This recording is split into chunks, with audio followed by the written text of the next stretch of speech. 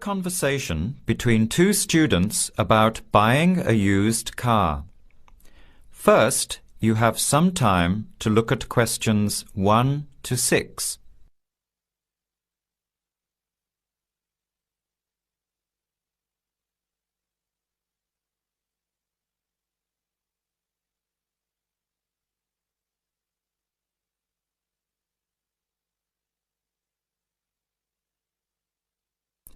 Answer the questions as you listen. You will not hear the recording a second time. Listen carefully to the conversation and answer questions 1 to 6.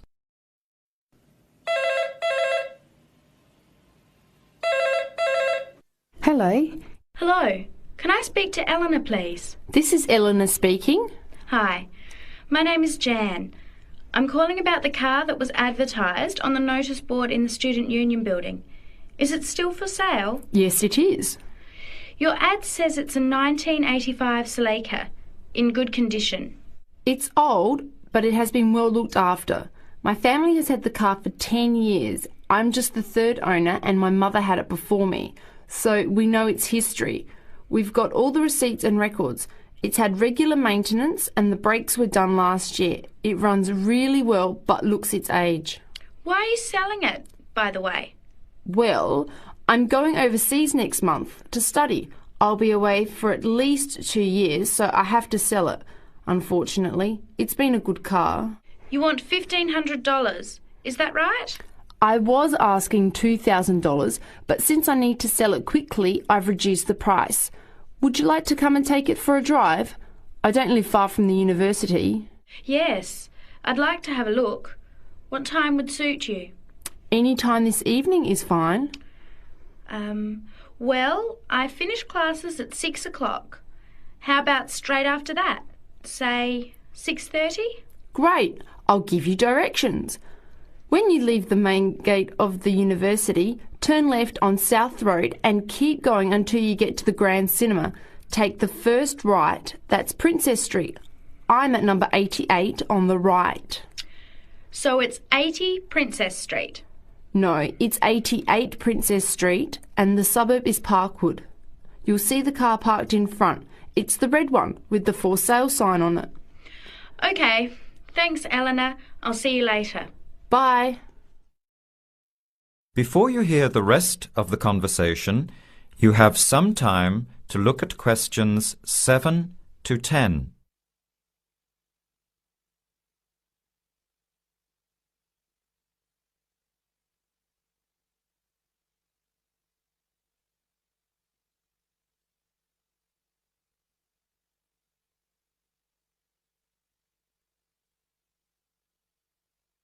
Later that day, at the university, Jan meets up with her friend Sam and tells him about the car. Hi, Sam. Hey, Jan. What's happening? I'm glad I ran into you. I've decided I have to get a car. You're going to buy a car? Do you really need one? I'd probably still be driving, except that my car broke down last year. Instead of getting another one, I just moved closer to the university and went back to riding a bike. Better for the environment, better for my health, and I save a lot of money. Did it really cost that much? Well, when you think of registration, insurance, rising petrol costs, parking plus maintenance and repairs, it adds up. I know it's going to be expensive, but I really need my own transportation. It takes half an hour by bus each way to university as it is. But now I'm working at night in the city. There's no way I want to hang around waiting for a bus late at night, then walk 3 blocks home alone. Hey, I think you've got a point there. So what kind of car are you looking at? It's an 85 Celica, same kind as I used to have. The owner's asking $1,500. That's pretty old. How many kilometres has it done? You know, I forgot to ask. I'll have to check tonight when I go to see it. Would you be able to come with me to have a look? At about 6:30? Sure, I'll come, but I don't know a lot about cars. I do know one thing, though. I wouldn't buy an old car without having a mechanic look at it first. That's a good idea. But won't it cost a lot? Not really. You can get a check done through the Automobile Association for $80, and it comes with a report on the condition of the car. It can save you a lot of money in the long run. I'll keep that in mind. So we have to get to Parkwood at 6:30. Do you want to take the bus? It goes straight down South Road every 15 minutes. Or maybe we could walk. I don't think it's that far. Actually, I could borrow my roommate's motorbike for an hour or so. He's working all evening in the library. Do you think he'd mind? No way. He owes me a favour or two. Okay, great. See you at 6, outside the student centre. That is the end of part 1. You now have half a minute to check your answers.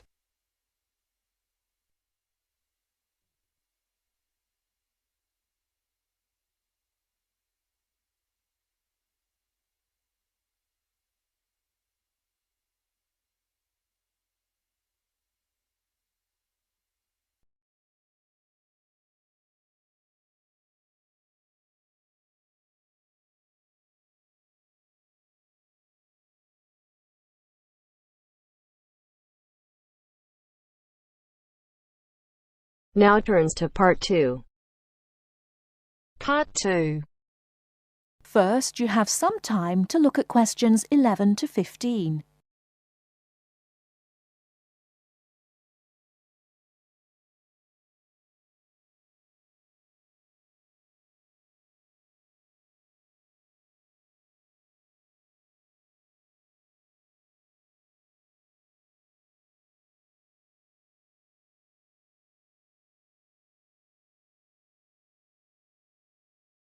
Now, listen carefully and answer questions 11 to 15.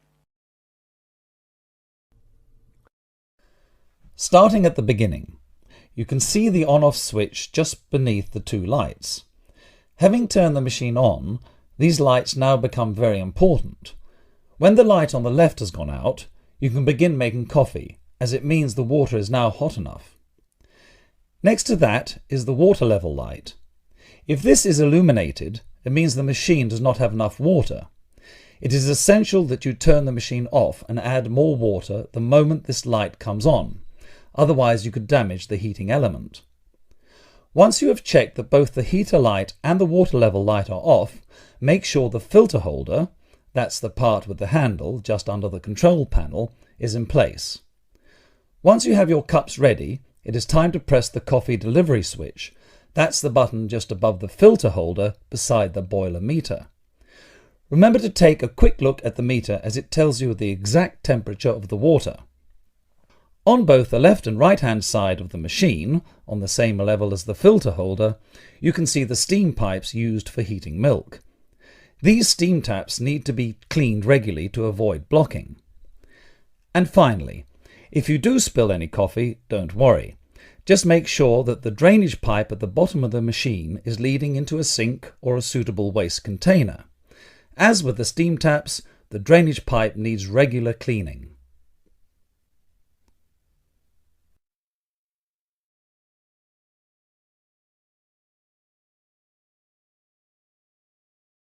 Before you hear the rest of the talk, you have some time to look at questions 16 to 20.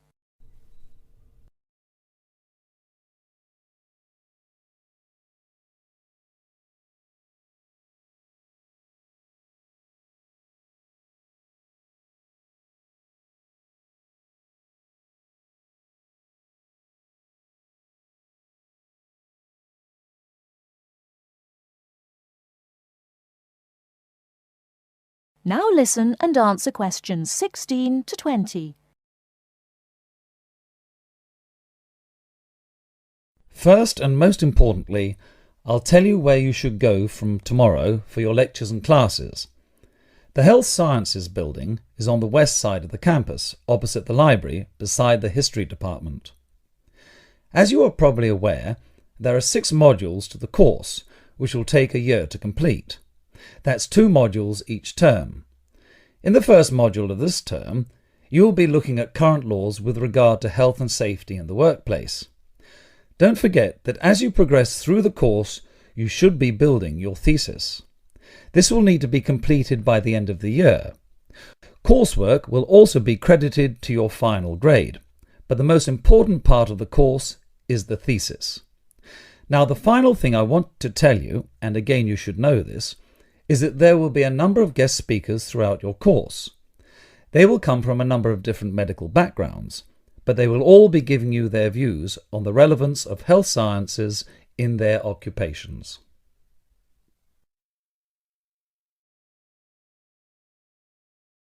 That is the end of part 2. You now have half a minute to check your answers.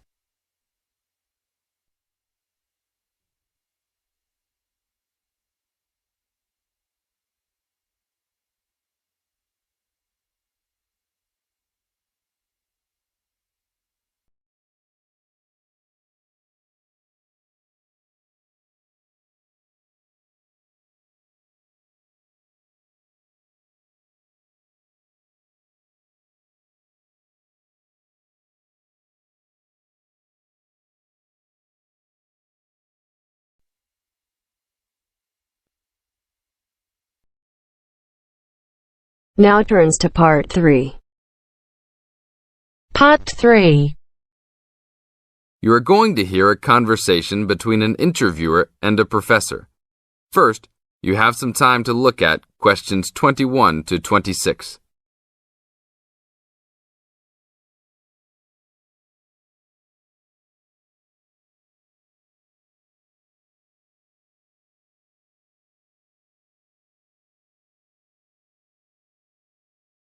Now listen to the tape and answer questions 21 to 26.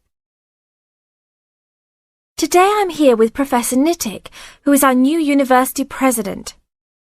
He has been a professor for 20 years and teaches many of the best classes on campus. I know many of you have had him as a teacher and know of his brilliance. Good morning, Professor Nittick. Thank you for stopping by the student station. Thank you for having me here. It is always great to get to meet many of the students who are involved with our school. I haven't been here since 2 years ago. Yes, I remember at that time you were still teaching every semester. 2 years later, you're only teaching every once in a while. But it seems like you are still always busy. The administration world is just as busy as the teaching world for you. How do you stay in touch with the university, even with the change in your everyday duties? I try to stay in touch with what is popular with the university students. I usually spend time with as many students as I can. They usually give me insight into what the new concerns and beliefs are for the new generation. On top of that, I try to be as youthful as I can. I consider myself to be youthful, at least for my age. So I always have a good time and try to stay young. I try my best to not just be a teacher, but also participate in university life. Interesting. So, are you still doing lots of academic work, or are you mostly concentrating on administrative affairs? Well, I mostly do administrative affairs now, but that doesn't mean that I still don't have a very deep interest in academic matters. I often visit other campuses around the world and meet other professors in my field. I learn the most by travelling and seeing the different places of the world and the different fields of thought. I even did a television programme last month in Manchester. Will you be on television any time soon then? Well, you can call the television station and see if I will be on television any time soon. Maybe I will be on the news report. I don't think it is really that significant, though. Oh, really? That sounds great. I will remember to look out for you. Let's move on. With all your busy travelling recently, how do you find time for your personal life? I try to keep my university life separate from my personal life. Sometimes it's hard to find time to just take my wife and 3 kids out for a family dinner, but usually we all manage to get together every few days. I'm taking a few weeks off next month to take my family down to South America, to Brazil for a few days. I can't wait to just sit on the beach. Wow, that sounds like a wonderful trip. Professor Nittick, could you tell the audience a little about what goes on in an average day of a university administrator? An average day? Oh, I don't think there is such thing as an average day for me. The last few weeks I've been travelling all the time. I can be in Los Angeles in the morning and in New York by the afternoon and back to Los Angeles by the evening. Sometimes I will spend the whole week at a new university, showing the new administrators the ins and outs of running a university. Sometimes I can spend the whole day in the office on the phone, so there really is no average day for me. I guess that is because I do so many different tasks. Sorry to let all the viewers down, but that is the plain truth. Now look at questions 27 to 30.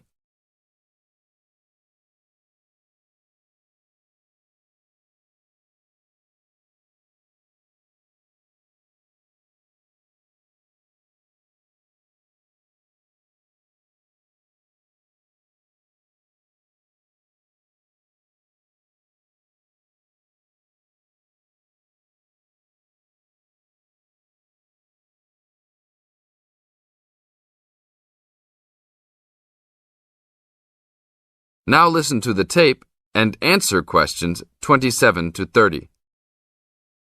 Well, I guess I can sum it up for them.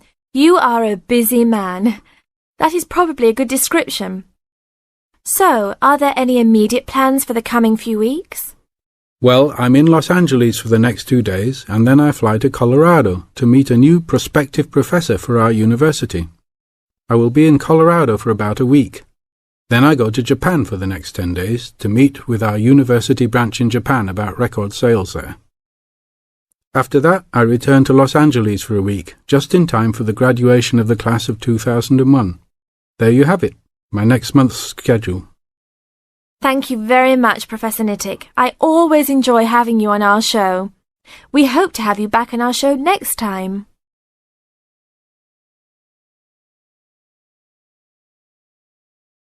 That is the end of part 3. You now have half a minute to check your answers.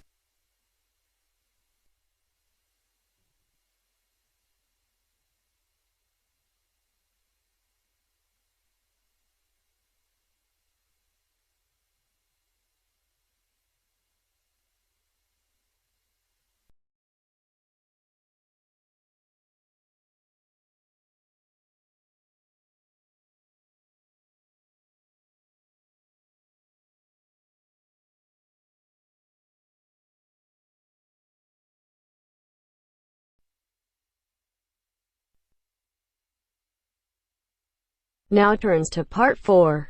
Part 4. You will hear a talk on seasonal affective disorder. First, you have some time to look at questions 31 to 40.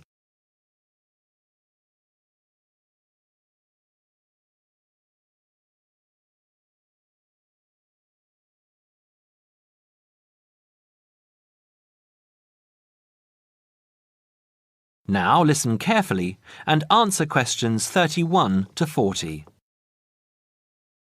In the past few years, a new condition has been identified and given a name, SAD, short for Seasonal Affective Disorder. This is now recognized as a distinct kind of clinical depression, where people become depressed at the onset of winter, accompanied by a craving for sweet things, causing weight gain. Each spring and summer would then bring on almost maniacal highs and feelings of boundless energy and happiness. Experiments to combat this depression showed that increased exposure to bright light in humans could suppress their production of a darkness-related hormone called melatonin. The light needed to induce this change was about 2,000 lux, or about 4 times brighter than ordinary household lighting. It was then calculated that if bright light could suppress melatonin secretion, then it might have other effects on the brain, including the reversal of symptoms of depression. While melatonin's precise role in SAD has not been pinned down, the theory led to effective treatment. Not surprisingly, SAD affects more people where winter nights are longer and days shorter. In the UK, an estimated 500,000 adults develop full-blown SAD in winter, and twice this number suffer the milder condition called subsyndromal SAD. About 80% of sufferers improve when given light therapy, and improvement usually comes within 2 to 4 days. Scientists are still unsure why winter depression happens, but more than a decade of research has turned up some surprising findings. Nearly 80% of SAD victims are women. Researchers are uncertain why this is so. SAD can affect people at any age, but typically it begins around the age of 20 and becomes less common between 40 and 50. SAD is comparatively rare in children and adolescents, but so far researchers have been unable to come up with a logical reason for this. As many as half of SAD sufferers have at least one family member with depressive illness, suggesting that the depression has a genetic component. Some patients experience shifts in their body clocks when they're depressed in winter. They are morning people at one time of the year and become evening people at another. What is the underlying difference between SAD sufferers and others? A clue can be found in carbohydrate craving, a common symptom. People often become obsessed with chocolate, for example. Carbohydrates alter brain chemistry by increasing the level of a soothing chemical called serotonin, a neurotransmitter that carries signals between brain cells. SAD sufferers crave carbohydrates because they may need serotonin to lift their mood. This craving can be intense, in fact, an addiction. It may be that the serotonin system of the brain has problems regulating itself during the winter. Some SAD sufferers respond well to the drug Prozac, thought to influence the brain's serotonin-using system. Other brain chemicals and hormones probably play a role in winter depression. Another neurotransmitter, dopamine, for example, may be inadequate in certain cases. Researchers hope to uncover clues to SAD's secret by probing similarities between SAD and hibernation. Though no valid link between the two has been established, some SAD patients say they feel like hibernating animals. SAD sufferers tend to put on fat in autumn and early winter, roughly the time when such hibernators as bears and squirrels do. That is the end of part 4. You now have half a minute to check your answers.